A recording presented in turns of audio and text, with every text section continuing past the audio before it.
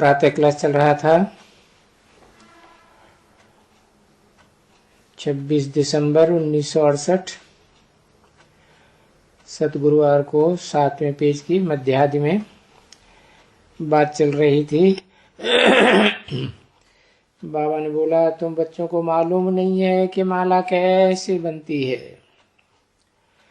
अभी माला बन नहीं सकती क्योंकि देह अभिमान है। देह अभिमान के कारण माला बन ही नहीं पाती।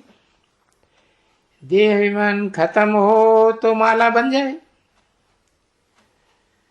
नहीं तो जानते हैं, परंतु माला नहीं बन सकती। देह अभिमान है, कोई देखेगा तो क्या कहेंगे, हम प्रत्यक्ष हो जाएंगे। जैसे बच्चे प्रत्यक्ष होते हैं ना स्कूल में,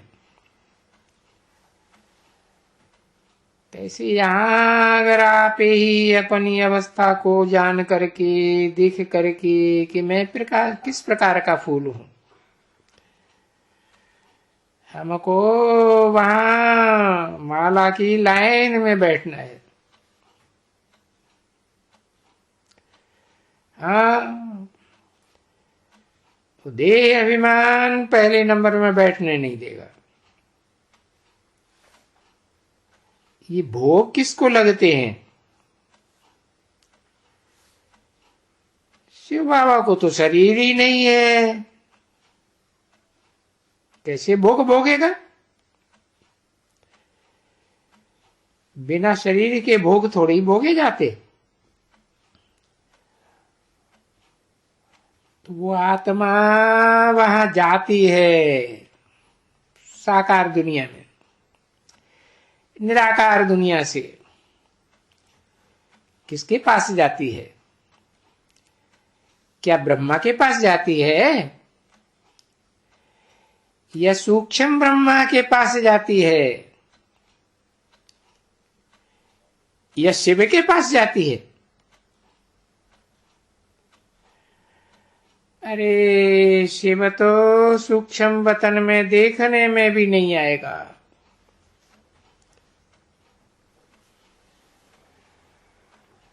उसको मनन चिंतन मंथन की सूक्ष्म स्टेज में रहने की क्या दरकार है?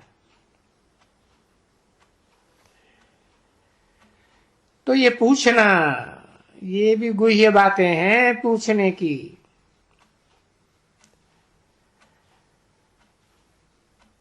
तो पूछने करने की बात ही नहीं, पूछ पूछ की पूछ लगाना। ये तो तुम क्लास करो, उसमें ये पूछना होता है।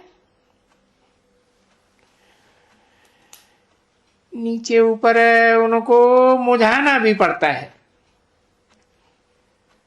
समझा ना? तो देखो, जिसको समझाना पड़ता है उसमें पक्का निश्चय है या फिर मुझ जाते हैं, दूसरी दूसरी बातें कर लेते हैं।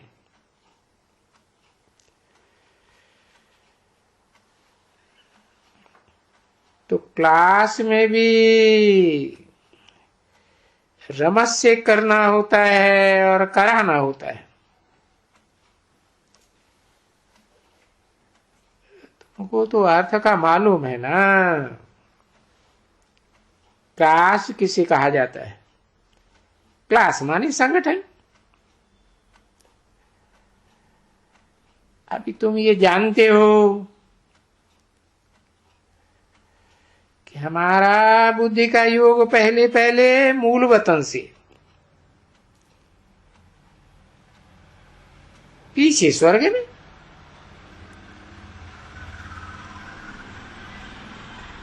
तो टांग तो इस तरफ में लगी ना।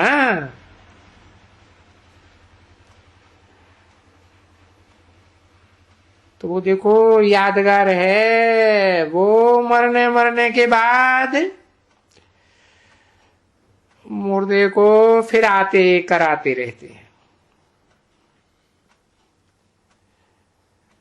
अभी तो जीते जी तुम्हारी टांगे ऐसे दुनिया की तरफ में है।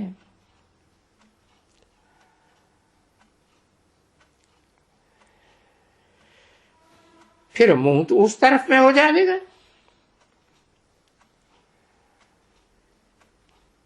इसलिए तुम बाबा को याद कर रहे हो, क्योंकि बाबा निराकारी, निराकारी धाम का रहने वाला, सदा निराकारी स्टेज वाला। तो बाबा को याद करते करते करते करते वहां ही चले जाएंगे। तो अभी फिर यहां आ जाते हैं, फिर भी घड़ी घड़ी मरते हैं और ये ऐसे ही होते हैं।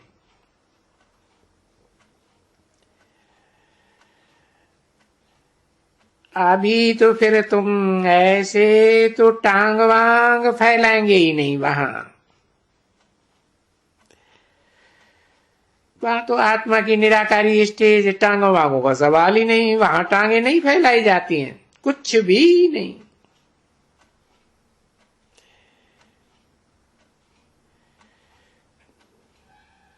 क्योंकि है ही स्वर्ग में, तो टांगे क्यों फैलाएंगे, बदली करेंगे। तो ये सभी बातें आज खुद ही तुम्हारी बुद्धि में विचार सागर मंथन करने से आनी चाहिए। आज खुद ही खुशी को तुमको इमर्ज करना चाहिए अपने पास। ऐसे करेंगे तो खुशी का पारा चढ़ता रहेगा।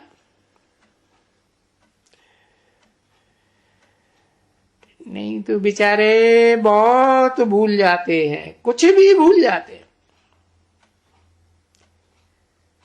जैसे कि कुछ पता ही नहीं।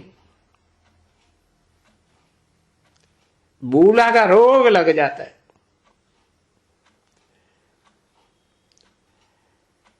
जब यहां आएंगे बाबा के पास,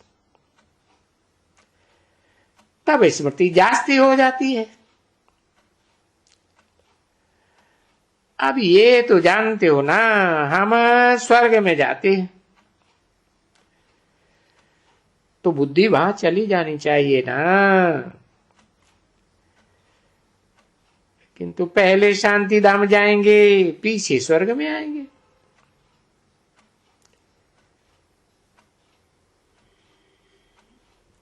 बहुत ऐसे ही होता है बच्ची, ये चित्र देखते रहो ना। लक्ष्मी नारायण का चित्र तुमको बहुत खुशी होगी। घर में भी चित्र, और मनुष्य चित्र तो बहुत रखते हैं, परंतु ये लक्ष्मी नारायण का चित्र तो वंडरफुल है ना बच्ची। और ये चित्र नॉलेज के साथ है।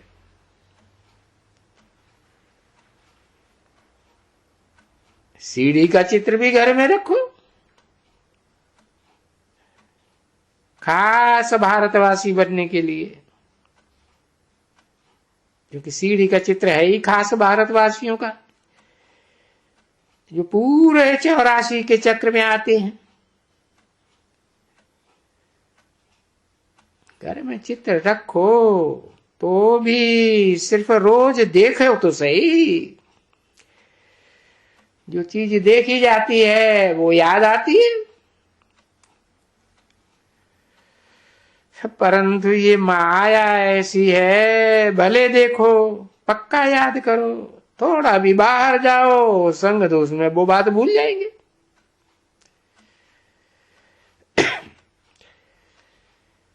उसी समय में खुशी रहेगी, और वहां बाहर जाओ तो बात भी नहीं, सब भूल जाते। देखो ये बच्ची है ना, वो बिल्ली का पुंगरा ले आई तो देखती है उसे, तो याद आएगा ना। फिर ज्ञान उठाती है? ज्ञान उठाती ही नहीं। अभी पुंगरा न होते आए इनको, बिल्ली का पुंगरा। तो मैं इनको आगरे जैसे या कलकत्ते जैसे सेंटर का हेड बना देता। अगर बिल्ली रूपी पुंगरा ये अपने साथ न लाई होती तो। इतनी तो ये होशियार हुई है। हाँ, होके आई। हेलो, सभी रूहानी सेंटर्स के प्रजापिता ब्रह्मा कुमारी और कुमार, सर्वोत्तम कुलभूषण सर्वसेवल बच्चों के प्रति आज सदगुरुवार के दिन मधुबन से रूहानी बाप और दादा और बच्चों को दिल व जान सिख और प्रेम से सभी बच्चों को याद प्यार गुड मॉर्निंग। मीठी मीठी सिकिल दे रूहानी बच्चों प्रति रूहानी बाप व दादा का दिल व जान सिख और प्रेम से याद प्यार गुड मॉर्निंग। मीठी मीठी रूहानी बच्चों प्रति रूहानी बाप की नमस्ते। ओम शांति।